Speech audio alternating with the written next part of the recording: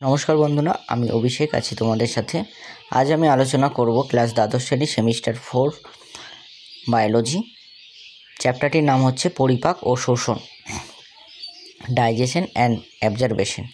এই চ্যাপ্টারে আমরা খুব সংক্ষিপ্ত সারে পড়ার চেষ্টা করব। তো চলো শুরু করা যাক। প্রথমে আমরা আসি সূচনা। জীবদের বেঁচে থাকার জন্য কিন্তু একটা শক্তির প্রয়োজন হয়। এই শক্তিটা কোথা থেকে পায় না, প্রাণীরা পায় হচ্ছে উদ্ভিদজাত যে কোনো খাদ্য গ্রহণ করে, বা প্রাণীজাত যে কোনো খাদ্য গ্রহণ করে মানুষেরা পায়। তাহলে শক্তির প্রধান উৎস হচ্ছে কি না, জীবেদের শক্তির প্রধান উৎস হচ্ছে খাবার। এই খাবারটা খাওয়ার ফলে সেগুলো বিভিন্ন প্রক্রিয়ার মাধ্যমে সেইখান থেকে আমরা কি করছি না, শক্তি পাচ্ছি। তাহলে প্রথমে এইখান থেকে আমরা যে পৌষ্টিকতন্ত্র কি জানব, তার আগে আমরা জানব যে পৌষ্টিকতন্ত্র কাকে বলে। তো পৌষ্টিকতন্ত্র কি না, যে তন্ত্রে প্রাণীদের খাদ্য গ্রহণ, গৃহীত খাদ্যর পরিপাক এবং পাচিত খাদ্যের শোষণ এবং অপাচ্য খাদ্যর বহিষ্করণ ঘটে, তাকে বলা হয় পৌষ্টিকতন্ত্র। পৌষ্টিকতন্ত্রকে প্রধানত দুইটি ভাগে ভাগ করা হয়। একটা হচ্ছে পরিপাক নালী বা পৌষ্টিক নালী, আর একটা হচ্ছে পরিপাক গ্রন্থি। তাহলে দেখো, এরপর পৌষ্টিক নালী কাকে বলে না, মুখ থেকে পায়ু পর্যন্ত বিস্তৃত যে নালী খাদ্য গ্রহণ, গৃহীত খাদ্যর পরিপাক, শোষণ ও অপাচ্য খাদ্যর বহিষ্করণ ঘটে, তাকে পৌষ্টিক নালী বা পরিপাক নালী বলে। পৌষ্টিক নালীর বিভিন্ন অংশগুলি হলো মুখ, গলবিল, গ্রাসনালী, পাকস্থলী, ক্ষুদ্রান্ত, বৃহদন্ত ও পায়ু। দেখো, প্রথমে আসি মুখের কথায়। মুখ, তাহলে পৌষ্টিক নালীর প্রথম যেটা হচ্ছে মুখ বা মাউথ। মানুষের মস্তকের সামনের দিকে নাসিকার নিচে মুখটি অবস্থিত। মুখের প্রধানত দুটি অংশ, একটা হচ্ছে ভেস্টিবিউল, এটি আড়াআড়িভাবে ছিদ্র বেষ্টিত, বাইরের দিকে ওষ্ঠদ্বয় মানে ঠোঁট নিয়ে বেষ্টিত, এর ভিতরের দিকে থাকে মাড়ি এবং মাড়ির ভিতর থাকে দাঁত। ভেস্টিবিউলের কাজ কি না, ভেস্টিবিউলের কাজ সাহায্যে আমরা কি করি না, প্রধানত খাদ্য গ্রহণ করে থাকি। এছাড়াও কথা বলাও কাজ আছে। মুখবিবরের তারপরে দ্বিতীয় আছে মুখবিবর। এটি মুখের ভিতরের প্রসারিত অংশ।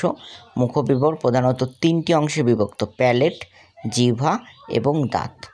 ঠিক আছে, তাহলে প্যালেট কি না, মুখবিবরের ছাদকে তালু বা প্যালেট বলে। এর সম্মুখভাগ শক্ত তালু বা হার্ড প্যালেটও বলা হয়ে থাকে, এবং পশ্চাৎ ভাগকে নরম তালু বা সফট প্যালেট বলা হয়ে থাকে। শক্ত তালুতে আড়াআড়িভাবে অসংখ্য রিজ থাকে, এদের রুগি বলে, এবং নরম তালুতে অনেক রিজ থাকে না। নরম তালুর শেষভাগে ছোট মাংসর ফ্লাপ বা উভুলা থাকে। জিহ্বা কি না, জিহ্বা হলো মানুষের স্বাদেন্দ্রিয়। জিহ্বার সাহায্যে মানুষ কি করে না, স্বাদ গ্রহণ করে। এটি কোথায় অবস্থিত না, এটি মেঝেতে লিঙ্গুয়াল ফেনুলান নামক ভাঁজ দ্বারা আটকানো থাকে। জিহ্বাটি ওল্টানো ভি আকৃতি খাঁজ সালকাস টার্মিনাল দুইভাবে বিভক্ত থাকে। অগ্রভাগে থাকে ওরাল পার্ট এবং পশ্চাৎভাগে থাকে ফ্যারেন্সিয়াল পার্ট। সালকাস টার্মিনাল অগ্রভাগের পেছনে একটি ছোট্ট গর্ত চিহ্নিত থাকে, একে ফোরামেন সিকামও বলা হয়ে থাকে। জিহ্বার উপরিভাবে অসংখ্য ছোট বড় অভিক্ষেপ লক্ষ্য করা যায়, এদের প্যাপিলি বলা হয়। এরপর আছে আমরা যেমন হচ্ছে সার্কামভ্যালেট প্যাপিলি, তারপর আছে ফলিফর্ম প্যাপিলি, আর হচ্ছে ফাঞ্জেসফর্ম প্যাপিলি, আর হচ্ছে ফোলিয়েট প্যাপিলি। এরপর জিহ্বার স্বাদ গ্রহণ স্থান। জিহ্বার কিন্তু প্রত্যেকটা স্থানে কিন্তু একই রকম স্বাদ আমাদের অনুভব হয় না। জিহ্বার প্রত্যেকটা স্থানে স্থানে কিন্তু আলাদা রকম স্বাদ আমরা অনুভব করে থাকি। যেমন জিহ্বার অগ্রভাগে আমরা শুধুমাত্র মিষ্টি স্বাদই অনুভব করতে পারব, এবং পশ্চাৎভাগে তিতো এবং দুপাশে অম্ল এবং লবণাক্ত স্বাদ আমরা গ্রহণ করে থাকি। তাহলে জিহ্বার স্বাদ গ্রহণের স্থান তোমাদের পরীক্ষায় যদি দেয় তোমরা নিশ্চয়ই করতে পারবে। এরপর আসে জিহ্বার কাজ। জিহ্বার কাজ কি না, জিহ্বার কাজ হচ্ছে স্বাদ গ্রহণ করা, স্পর্শ, ঠান্ডা গরম অনুভব বুঝতে সাহায্য করা, খাদ্যবস্তু চর্বণ এবং গলাৎকরণে সাহায্য করা। তৃতীয় আছে খাদ্যবস্তু চর্বণের সময় লালারস খাদ্যবস্তুতে মেশাতে সাহায্য করা, আর হচ্ছে কথা বলতে সাহায্য করা। এরপর আসি আমরা দাঁত। মানুষের দাঁত হচ্ছে ডাইফিকেন্ট, থেকোডেন্ট এবং হেটেরোডেন্ট প্রকৃতির হয়। ডাইফিকেন্ট দাঁত কি, মানুষের দাঁত দুইবার ওঠে, একটা হচ্ছে দুধে দাঁত, আর একটা হচ্ছে স্থায়ী দাঁত। দুধে দাঁত কি না, 6 মাস বয়সে ওঠে এবং সংখ্যায় থাকে 20টি। শিশুর বয়স যখন 6 বছর হয় তখন কিন্তু দাঁতগুলি একটা একটা করে পড়ে যায়, তারপর আবার যে দাঁতগুলি ওঠে সেই দাঁতগুলি সংখ্যায় হয় 32টা। এটা সম্পূর্ণ প্রক্রিয়াটা সম্পূর্ণ দাঁতটা 18 থেকে 25 বয়সের মধ্যে দাঁতটা সম্পূর্ণরূপে কিন্তু শেষ হয়ে যায়। তাহলে শেষে যে দাঁতটা থাকছে সেটা স্থায়ী দাঁত, সেটা মৃত্যুর আগে পর্যন্তই থেকে যাচ্ছে। তো দেখো এরপর হচ্ছে থেকোডেন্ট দাঁত কিনা মানুষের দাঁতগুলি চোয়ালের অস্থির সকেটের সাহায্যে কিন্তু বসানো থাকে। হেটেরোডেন্ট দাঁত কিনা মানুষের বিভিন্ন রকম দাঁত আছে, সেই ভাগগুলো আমরা জানব। যেমন ইনসাইসর, প্রতিটি চোয়ালের প্রতি অর্ধে 2টি করে মোট 8টি। তাহলে এই দাঁত খাদ্যবস্তুকে কাটতে সাহায্য করে, ইনসাইসর। তারপর আছে কি ক্যানাইন। ক্যানাইন কি না ইনসাইসরের পরবর্তী ছুচলো দাঁত, যা প্রতিটি চোয়ালের অর্ধে একটি করে মোট 4টি আছে। কাটা ছেঁড়া কাজে এই দাঁত ব্যবহার করা হয়। তারপর আছে প্রিমোলার। ক্যানাইনের পরবর্তী দাঁত, প্রতিটি চোয়ালের প্রতি অর্ধে 2টি করে মোট 8টি দাঁত থাকে এবং মোলার প্রিমোলারের পরবর্তী দাঁত, প্রতি চোয়ালের অর্ধে 3টি করে অর্থাৎ 12টি দাঁত থাকে। মানুষের তৃতীয় মোলারকে বলা হয় আক্কেল দাঁত। প্রিমোলার বা মোলার খাদ্যবস্তুকে কী করে চিবোতে সাহায্য করে। দেখো মানুষের দাঁতের সংকেতটা তোমরা মনে রাখবে, দন্ত সংকেতটা পরীক্ষা দেয় হামেশাই। তাহলে মানুষের দুধে দাঁতের দন্ত সংকেত, দুধে দাঁত কত থাকে না 20টা থাকে। ইনসাইসর 2/2, ক্যানাইন 1/1, প্রিমোলার 0, মোলার থাকে 2/2। মানুষের স্থায়ী দাঁতের সংখ্যা কত না 32টা। তাহলে স্থায়ী দাঁতের দন্ত সংকেত ইনসাইসর 2/2, ক্যানাইন 1/1, প্রিমোলার 2/2, মোলার 3/3। এরপর আসি দাঁতের গঠন। একটি আদর্শ দাঁতের 3টি অংশ থাকে। একটা হচ্ছে ক্রাউন, মাড়ির উপরের অংশ; গ্রীবা, যে অংশ মাড়িকে বেষ্টন করে থাকে; মূল, যে অংশ চোয়ালের অস্থির মধ্যে প্রথিত থাকে। ইনসাইসর ও ক্যানাইন এটি মূল থাকে। উপরের প্রথম প্রিমোলারে 2টি মূল এবং উপরের দ্বিতীয় প্রিমোলার এবং নিচের প্রিমোলারগুলির একটি মূল থাকে। উপরের মোলারে 3টি এবং নিচের মোলারে 2টি মূল থাকে।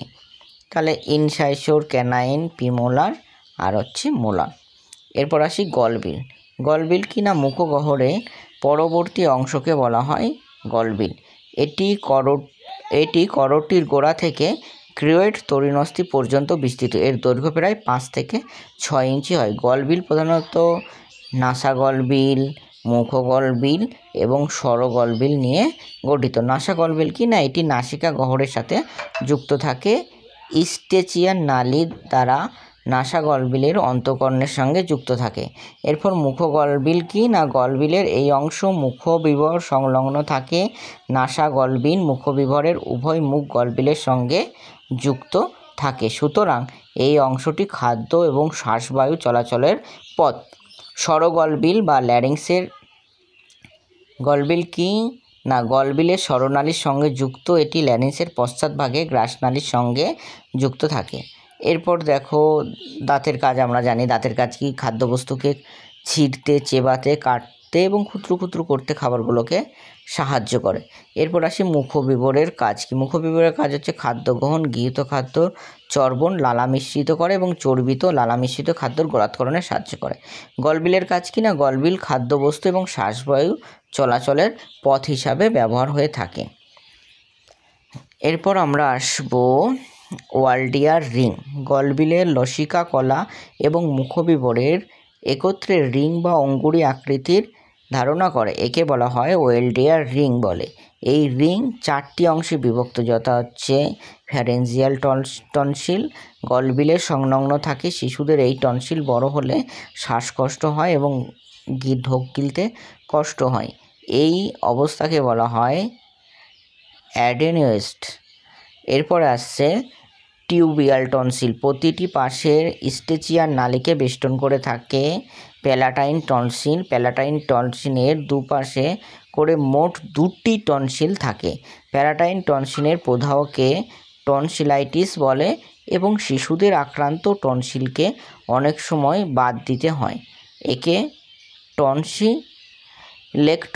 টনসিলেক্টমি বলা হয়।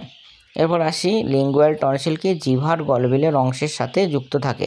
কাজ কি না লিম্ফয়েড কলা এবং টনসিলগুলি ইমিউনোগ্লোবিল অ্যান্টিবডি প্রস্তুত করে যা আমাদের অনাক্রম্যতন্ত্রকে সক্রিয় রাখে। এরপর আসি আমরা গ্রাসনালী। গ্রাসনালী কি না, গলবিলের পরবর্তী অংশ হচ্ছে গ্রাসনালী। দৈর্ঘ্য হয় 10 থেকে 12 ইঞ্চি পর্যন্ত। গ্রাসনালী পৌষ্টিক নালীর সবচেয়ে পেশিবহুল অংশ। গ্রাসনালীর শেষ প্রান্ত পাকস্থলীর সঙ্গে যুক্ত থাকে। গ্রাসনালী টাকিয়া হৃৎপিণ্ডর পিছনে অবস্থিত এবং গ্রাসনালীর 3টি অংশ থাকে। সার্ভাইলাল ক্যাস যেটি গ্রীপাদেশে অবস্থিত, থোরাসিক অংশ যা বক্ষদেশে অবস্থিত এবং অ্যাবডোমিনাল অংশ যা উদরের মধ্যে অবস্থিত। গ্রাসনালীটি ডায়াফ্রাম মধ্যচ্ছেদা ভেদ করে উদরে প্রবেশ করে এবং পাকস্থলীতে কি হয় না, মুক্ত হয়। গ্রাসনালীর কাজ কি, মুখবিবরের প্রস্তুত খাদ্যদলা গ্রাসনালীর মাধ্যমে পাকস্থলীতে পৌঁছায় এবং গ্রাসনালীর কর্মসংকোচন পরিলক্ষিত হয়। এরপর আসি পাকস্থলী। পাকস্থলী ইংরাজি যে অক্ষরের মতো দেখতে। পাকস্থলীর 2টি তল বা কার্ভেচার থাকে। পশ্চাৎভাগের তলকে বলা হয় লেসার কার্ভেচার, অগ্রভাগের তলকে বলা হয় গ্রেটার কার্ভেচার। এই তলে সংলগ্ন কি থাকে না, পেরিটোরিয়াম। গেটার অংশকে বলা হয় কি না, ওমেন্টাম বলে। পাকস্থলীর 4টি অংশ থাকে, হৃদ অংশ, ফান্ডাস দেহ এবং পাইলোরিক অংশ। এই যে ছবিতে তোমরা দেখতেই পাচ্ছ। এরপর আসি হৃদ অংশ কি না, পাকস্থলীর হৃৎপিণ্ড সংলগ্ন হচ্ছে হৃদ অংশ। পাকস্থলীর এই অংশটি হৃদ পাকস্থলীও বলা হয়ে থাকে। গ্রাসনালী ও হৃদ পাকস্থলীর সংযোগস্থলে যে ভাল্ব বা স্ফিংটার থাকে তাকে কার্ডিয়াক স্ফিংটার বলে বা গ্যাস্ট্রো ইসোফেঞ্জিয়াল স্ফিংটারও বলা হয়ে থাকে। ফান্ডাস কি না, এটি কার্ডিয়াক পাকস্থলীর ওপরের অংশ যা বায়ু বা গ্যাস পূর্ণ থাকে। ফান্ডাসে 60 থেকে 80% মিউকাস স্তর অবস্থান করে। দেহ, এটি পাকস্থলীর মাঝের প্রধানত অংশ। তারপরে আসে পাইলোরিক অংশ। এটি পাকস্থলীর পশ্চাৎভাগের অংশ।